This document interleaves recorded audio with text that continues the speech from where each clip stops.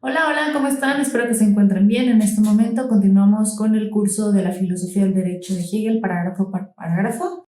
Me complace presentarles en esta ocasión al doctor Miguel Yusti. Para quien no lo conoce, Miguel Yusti es posiblemente el filósofo más relevante de Perú dentro de las temáticas propias de la filosofía política.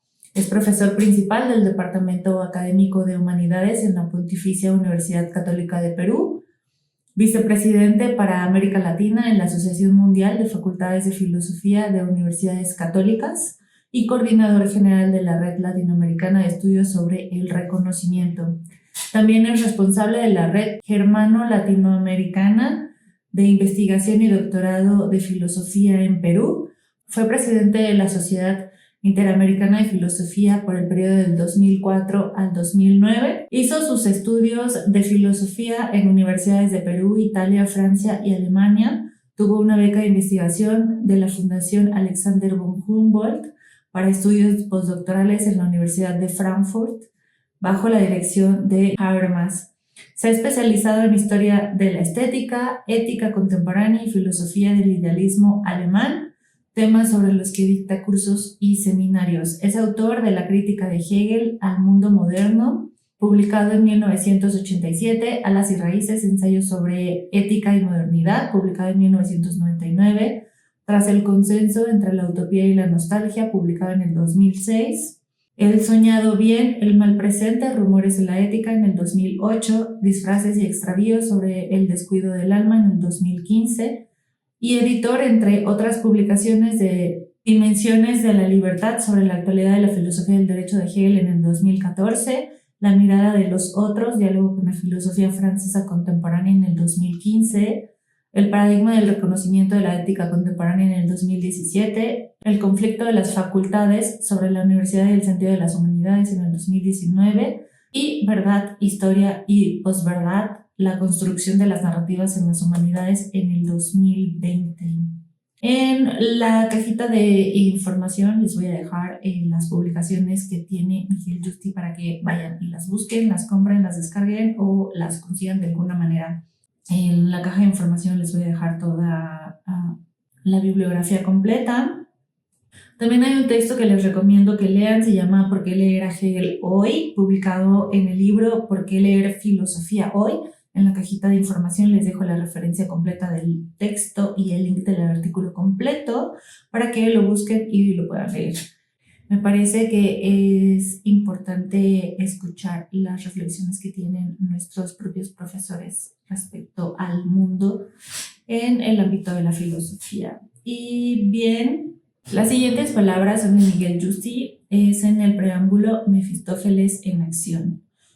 Las siguientes palabras son de Miguel Yusti, y empiezo. Como se sabe, el Fausto de Goethe comienza en el gabinete del estudio del sabio.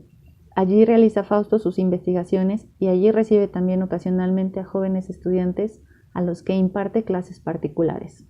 En la escena que nos ocupa, Fausto ha salido del gabinete y Mefistófeles ha tomado su lugar. Viendo llegar a un estudiante, enviado seguramente por sus padres, se hace pasar por el sabio y se muestra dispuesto a atenderlo. El joven pregunta con toda ingenuidad, ¿qué debe hacer para conocer la verdad en el cielo y en la tierra? ¿O podríamos nosotros decir quizá, ¿qué debe leer de filosofía hoy? Mefistófeles le responde lo siguiente. Le aconsejo, querido amigo, seguir primero el curso de lógica.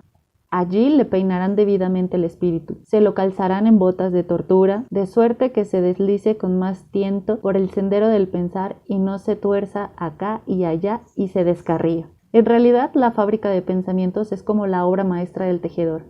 A un golpe del pedal se mueven 1000 hilos, suben y bajan las desvanaderas, corren invisibles los cabos, y un golpecito solo fragua miles de combinaciones. Así también el filósofo aparece y nos demuestra cómo se debe proceder. Lo primero tiene que ser así, lo segundo asá, y de ahí se deriva lo tercero y lo cuarto. Y si no existiera lo primero y lo segundo, no tendríamos nunca lo tercero y lo cuarto. Así lo aprecian los discípulos por doquier, pero ninguno ha llegado a ser tejedor. Quien aspira a conocer y describir algo vivo busca ante todo desentrañar al espíritu, Tiene entonces las partes en las manos y solo falta, por desgracia, el lazo espiritual. Ante semejante respuesta, el joven alumno se quedó, como es fácil de imaginar, aturdido y desconcertado, y solo atinó a decir: «Temo que no llego a entenderlo del todo». Con ingeniosa ironía se burla Mefistófeles del trabajo detallista y laborioso del filósofo, que es comparable al esfuerzo del tejedor o aún hasta de un mecánico telar de pensamientos, pero al que se le escapa lo único verdaderamente importante: la vida, el lazo espiritual. Pues bien, es Hegel quien nos sugiere recordar la escena del Fausto, especialmente los últimos versos que acabamos de citar. Quien aspira a conocer y describir algo vivo, busca ante todo desentrañar el espíritu. Tiene entonces las partes en sus manos y solo falta, por desgracia, el lazo espiritual. La circunstancia en la que Hegel cita estos versos de Goethe es muy elocuente. Se trata de un pasaje de la Enciclopedia de las Ciencias Filosóficas en el que está discutiendo los alcances de la filosofía racionalista ilustrada, coincidiendo con Mefistófeles en la caricaturización de aquella forma de hacer filosofía que se agota en el afán clasificatorio y descuida lo esencial de la vida misma. Escribe: «La filosofía racionalista, incluido el empirismo, se halla en el error si piensa que al analizar los objetos, es decir, al descomponerlos y separarlos, los deja inalterados, pues en realidad lo que hace es convertir lo concreto en abstracto. Por ello ocurre también que lo vivo es aniquilado, pues solo lo concreto es viviente. En la medida en que el racionalismo permanece en un punto de vista de la separación, cabría aplicarle aquellas palabras del poeta: «Tienes las partes en sus manos y solo falta, por desgracia, el lazo espiritual». Hegel concuerda, pues, con Mefistófeles en cuestionar la artificialidad y el mecanismo de la filosofía racionalista, es decir, de aquella filosofía que se concreta tanto en los medios que termina por olvidar los fines. En su opinión, la filosofía debería proponerse captar y comprender la vida que se escurre entre los engranajes de la máquina del pensamiento. Debería dedicarse a captar el lazo espiritual, o más escuetamente el espíritu. Quisiera sostener, pues, que esta es la idea central que recorre toda la obra de Hegel. El propósito principal del pensamiento se trata de un motivo romántico compartido por otros autores de la misma época, pero al que Hegel da una interpretación filosófica original. Miguel Justi nos va a presentar de los párrafos del 5 al 7 de la introducción de la filosofía del derecho de Hegel. Bueno, muchas gracias, Jared Helguera. Me corresponde a mí explicar o comentar, mejor dicho, los parágrafos 5, 6 y 7 de la introducción a la filosofía del derecho. Son parágrafos fundamentales. Y los voy a exponer o comentar en 3 videos siguiendo la sugerencia de Jared de que hagamos con los comentarios a la que estamos haciendo aquí por video, pues reproduzcamos de alguna manera en el lenguaje de nuestra tecnología contemporánea aquello que Hegel solía hacer en sus clases. Ustedes saben que muchas de las obras de Hegel están compuestas de parágrafos que son expresiones muy sintéticas y muy condensadas de lo que era la secuencia sistemática de estas obras, y que eso fue lo que Hegel publicó a manera de un manual para la enseñanza de la temática respectiva, seguida normalmente por algunos pequeños comentarios, algunos un poquito más largos, que llamó él observaciones, Anmerkungen, y a ellos, una vez que Hegel leía esos parágrafos en clase, pues le seguían comentarios más extensos, explicaciones que tenían que ver con la, digamos, explayarse un poco más de Hegel sobre los temas. Esas explicaciones son las que han dado lugar luego a la publicación de las lecciones sobre la filosofía del derecho o lecciones sobre el derecho natural, casi una decena de lecciones que han sido luego publicadas en las obras reunidas por la edición del archivo de Hegel.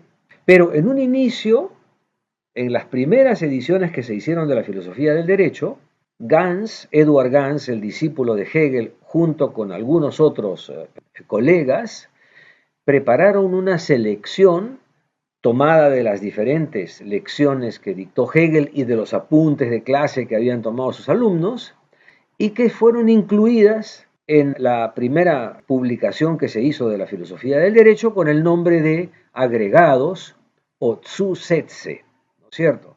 Por eso es que algunas de las ediciones de la filosofía del derecho contienen, además de los parágrafos y de las observaciones a cada parágrafo, que son de puño y letra de Hegel, contienen, digo, estos agregados, que son las notas que tomaron los alumnos de los comentarios que hizo Hegel en sus clases para que quedase más claro y en un lenguaje más ligero lo que había sido expuesto en esos primeros parágrafos.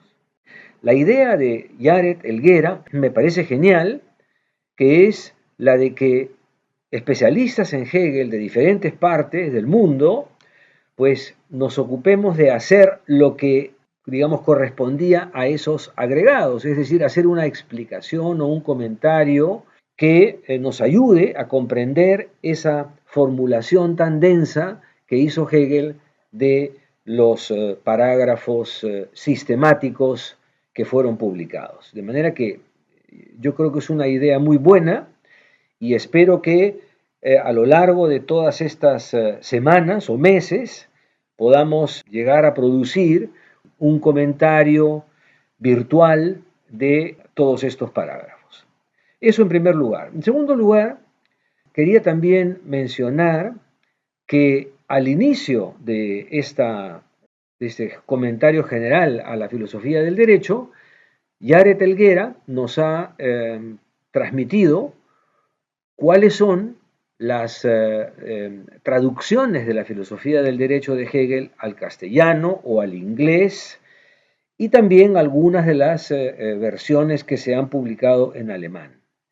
Este punto es muy importante, especialmente para los parágrafos que me toca comentar a mí, porque hay una serie de discrepancias entre los intérpretes y los traductores sobre cuál debería ser la traducción correcta de los términos en los que Hegel se refiere precisamente a la definición de la voluntad, ¿no? Es lo que veremos enseguida. Como dije, yo tengo que comentar el parágrafo 5, 6 y 7, que son los tres parágrafos en los que Hegel propone una definición de la voluntad libre. Yo voy a utilizar en los comentarios que haré la traducción de Juan Luis Bermal. A mí me parece que es una de las mejores traducciones que hay de la filosofía del derecho, aunque sobre todas las traducciones existentes al castellano puedan hacerse observaciones distintas.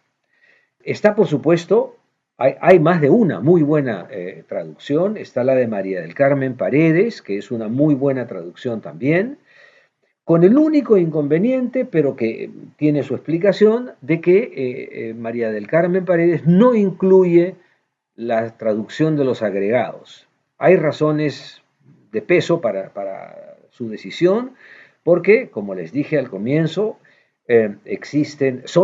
no son en sentido estricto palabras expresadas o redactadas por el propio Hegel, pero son, sin embargo, comentarios muy cercanos. Y además, ahora se han publicado en alemán ya todas las versiones de las notas de clase de los alumnos sobre la filosofía del derecho, pero todavía no están todas disponibles en castellano. Bueno, voy a comentar específicamente la traducción de Juan Luis Bermal, que es la que yo suelo usar en mis clases, pero teniendo a la mano, por supuesto, la versión original de Hegel de la filosofía del derecho. Otro punto que me parece muy importante, entrando ya un poco más en materia, es que acabo de decir que Hegel en esos tres parágrafos nos ofrece una definición del concepto de voluntad. Y aquí hay que comenzar a precisar. Yo he dicho definición. Hegel suele hablar de determinación, Bestimmung, que es el término que emplea normalmente para referirse a lo que nosotros llamamos en castellano la definición de un concepto. Ya esto lleva a una serie de dificultades porque con frecuencia se tiene que traducir determinación del concepto de voluntad, el cual es, como digo, un concepto. El propio Hegel dice, no un concepto en el sentido corriente de la palabra, como una idea o una noción en general, sino concepto en el sentido técnico que él le da al término en la ciencia de la lógica o también en la Enciclopedia de las Ciencias Filosóficas en la parte correspondiente a la ciencia de la lógica. Hay un capítulo especial al inicio del tercer tomo de la ciencia de la lógica que es el concepto del concepto. ¿Cómo definimos un concepto?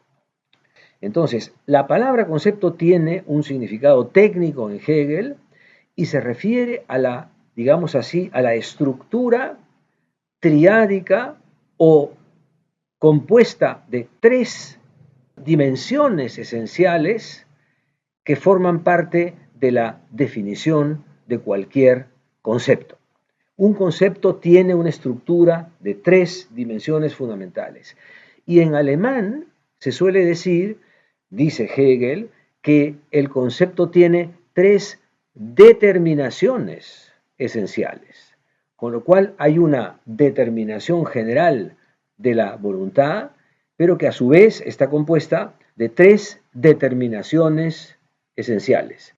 Yo digo determinaciones esenciales porque las tres dimensiones son constitutivas del concepto de voluntad, es decir, son necesarias las tres, pero las tres están vinculadas o relacionadas entre sí de una forma dialéctica o de una forma de integración continua, de manera que solo en su conjunto la voluntad puede ser definida de manera cabal, plenamente determinada, también se puede decir, mientras que si considerásemos solo una de las determinaciones del concepto de voluntad, estaríamos hablando de una voluntad subdeterminada, sigo usando el término determinación, ¿no es cierto?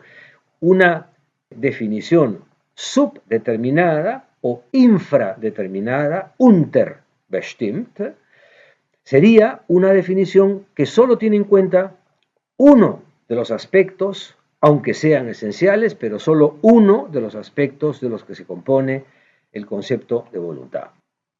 Me detengo un momento en la palabra definición, porque la palabra definición tiene en la raíz latina, por supuesto, el término fin. Definición es una forma de decir lo mismo que determinación, que tiene la raíz término, porque es una como la raíz límite, delimitación, definición, determinación, son palabras equivalentes para referirnos a lo que es una cosa, a lo que es un concepto, si es que lo entendemos en la plenitud de sus aspectos. Entonces, el concepto es una definición de la voluntad, pero es una definición que está compuesta de tres elementos. Hablar, por supuesto, además de lo que es el concepto, nos puede llevar muy lejos y podría también merecer un tratamiento especial. Yo quisiera llamar la atención sobre lo siguiente.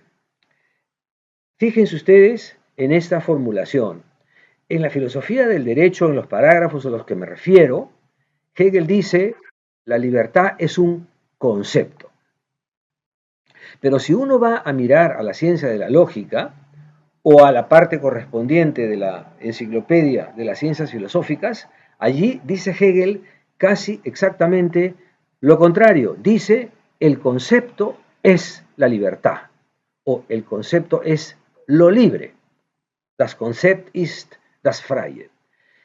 Es decir, la idea que guía a Hegel es no solamente la libertad debiera ser entendida como un concepto compuesto de tres dimensiones esenciales, sino que el concepto mismo, como término o noción empleada como categoría lógica, es la noción privilegiada que nos permite concebir en qué sentido el trabajo filosófico es un trabajo de libertad. Y libertad en el sentido lógico o libertad definida como un concepto, es este movimiento, este desarrollo, que es el que tenemos que exponer, que conduce desde la primera dimensión hasta la tercera dimensión, pero desplegada en sus interacciones y condicionamientos recíprocos. En fin, también quería llamar la atención sobre otro punto que me parece fundamental, y es que estamos hablando del concepto de voluntad, y uno podría sorprenderse de que Hegel, que ha sido siempre muy crítico de Kant o de la filosofía moderna, de la filosofía de la racionalidad subjetiva, es decir, de una filosofía que se ha concentrado en un concepto individual de libertad o de voluntad, Hegel, digo, que ha sido tan crítico de esa noción subjetivista de voluntad o de libertad, individualista, coloque de pronto el concepto de voluntad como el motor o el núcleo del desarrollo de la filosofía del derecho. Y la explicación, creo yo, es que lo que nos está pidiendo o nos está sugiriendo es que debemos entender el concepto de voluntad en una que aparentemente es un concepto individual, de una manera más bien en su despliegue institucional, no únicamente como una definición de una voluntad universal o universal pero entendida en un sentido subjetivo, sino como una voluntad que aún expresándose inicialmente de manera subjetiva, se despliega en un conjunto de realizaciones que han de ser interpretadas ya no solamente de forma individual. Hay mucho también que decir sobre este punto. Yo creo que hay allí una raíz que nos remite a una larga tradición en la historia de la filosofía política que se inicia con Platón, cuando Platón en la República hace una analogía entre la justicia en el ámbito del individuo y la justicia en el ámbito de la polis, como si entre ambas hubiese una proyección recíproca. Yo creo que Hegel tiene algo así en mente, y por eso un autor como Honneth se ha permitido hacer una interpretación de la filosofía del derecho en la que la libertad o la voluntad libre puede ser entendida no solamente como un conjunto de determinaciones de la libertad o de la acción humana, quiero decir, un conjunto objetivo de determinaciones, sino también como una experiencia personal, subjetiva, de adquisición progresiva de esas determinaciones. Es decir, la idea de voluntad o de libertad puede ser vista, repito, o bien desde una perspectiva objetiva, como la plenitud de las determinaciones de las que se compone el concepto de libertad, o puede ser vista también en un sentido más bien fenomenológico, experiencial, como la adquisición progresiva de las diferentes formas por las que va evolucionando la idea de libertad. Dicho esto, ya avanzado también un poco el tiempo, vamos al parágrafo 5. En el parágrafo 5, que pueden ustedes revisar en cualquiera de las versiones, el parágrafo 5 nos dice Hegel, la voluntad contiene el elemento de la pura indeterminación, alfa, a el elemento de la pura indeterminación, en el cual es disuelta toda limitación, todo contenido determinado, y además le llama también la absoluta abstracción o universalidad. Hay que comentar también quizás de entrada que las tres dimensiones a las que se refiere todo concepto son llamadas por Hegel en alemán Allgemeinheit, Besonderheit y Einzelheit, y en castellano se han traducido o se suelen traducir como universalidad, particularidad y singularidad, o algunos otros autores la traducen como individualidad. La voluntad entonces es, parágrafo 5, universal, parágrafo 6, particular, parágrafo 7, singular. Universalidad, particularidad o particularización y singularidad quieren decir, en términos hegelianos, esos son los tres o las tres dimensiones esenciales del concepto de voluntad libre o de libertad. Pero universalidad, particularidad y singularidad son un lenguaje que está tomando Hegel de la teoría del silogismo de Aristóteles, porque está queriendo proyectar o, digamos, interpretar de manera especulativa, ahondar en el sentido especulativo de lo que para él es una síntesis entre la dimensión universal, general de cualquier concepto, de otro lado, la dimensión particular, restrictiva de la idea de toda universalidad, y lo que constituye luego la síntesis, que en Aristóteles era la expresión del resultado o de la conclusión de un silogismo. En términos hegelianos especulativos, pues es una forma de, digamos, interpretar de una manera más honda la conclusión de ese proyecto sintético y silogístico aristotélico. También sobre esto, por supuesto, se podría decir mucho y se dirá seguramente a lo largo de todos estos comentarios. Dejo también sobre la mesa, porque ya se ha pasado mucho tiempo, el tema de la vinculación que puede existir o pueda existir entre la filosofía del derecho y la ciencia de la lógica. Ese es un terreno movedizo sobre el que se podrá hacer ocasionalmente otros comentarios. Pero me quedo o retorno al parágrafo número 5, decía, la primera dimensión esencial del concepto de voluntad libre es, como he leído, el elemento de la universalidad. Yo quisiera que retengamos que universalidad es un término que aparece en el parágrafo 5 asociado, vinculado a otros términos que debiéramos considerar como equivalentes desde un punto de vista lógico y que vamos a ir contrastando con términos que aparecen asociados a los otros títulos de cada una de las tres dimensiones. La universalidad está asociada a la indeterminación, está asociada a la absoluta abstracción de cualquier contenido.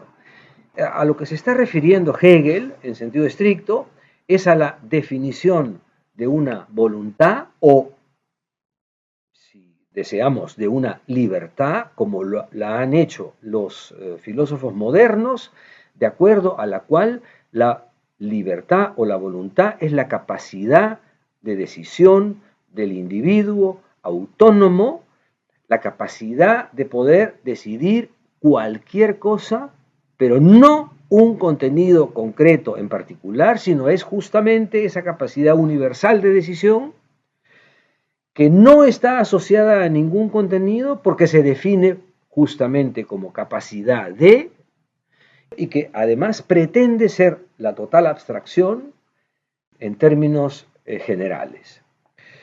En la observación al parágrafo, tiene Hegel algunos comentarios que son muy pertinentes o interesantes. Dice en la observación, es la libertad del vacío. Es una expresión que usa Hegel. Es la libertad del vacío, claro, porque es la capacidad absoluta de decidir sobre cualquier cosa, pero no sobre una en particular. Y entonces Hegel vincula esa libertad del vacío a lo que él llama en la observación el fanatismo religioso o el fanatismo político.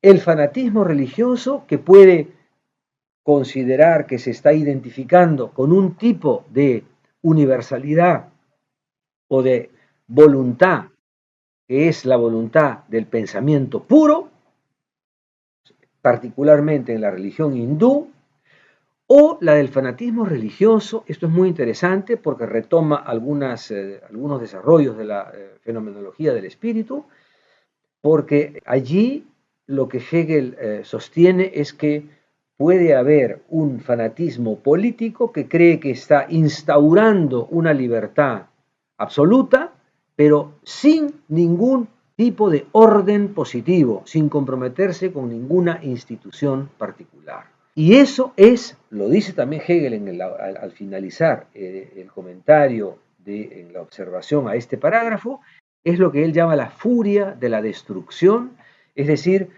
el movimiento revolucionario que, animado por una idea de libertad universal para todos, incapaz de reconocer en ninguna de las instituciones o decisiones concretas algún tipo de realización de la libertad, pues entonces todo lo quiere destruir porque nada es similar a esa capacidad absoluta de decisión de la libertad. Termino entonces este primer video sobre el parágrafo 5 diciendo: la libertad ha sido definida con una primera dimensión esencial para Hegel, con una primera determinación esencial, que es aquella de ser universalidad, indeterminación, absoluta abstracción. Gracias.